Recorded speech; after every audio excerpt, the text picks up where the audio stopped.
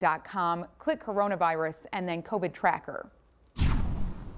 The Census Bureau just released the first data from its 2020 head count. Illinois was one of 3 states to lose population and one of 7 to lose a seat in the House. 5 states gained 1 seat while Texas gained 2. News 3's Maya Skinner joins us in the studio with more on what this means for Illinois. Mark, as you mentioned, this census information impacts the number of seats each state will have in the U.S. House of Representatives. And now Illinois will lose 1.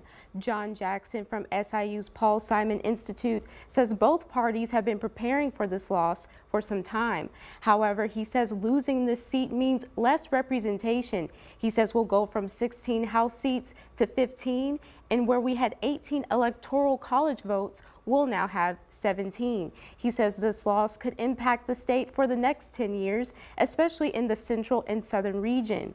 And he shared the possible reasons for the state's population loss. The ability to make a living and to get educated and get good medical care in the rural areas. It's got to be addressed. It is being addressed, but not rapidly enough.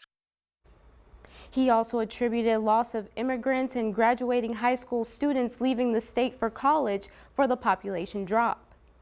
Right now, we don't know who would lose that seat, but now that the census data is released, each state can then begin the process of redrawing the maps of its congressional and legislative districts. Live in the studio, Maya Skinner, News 3. All right, thank you, Maya.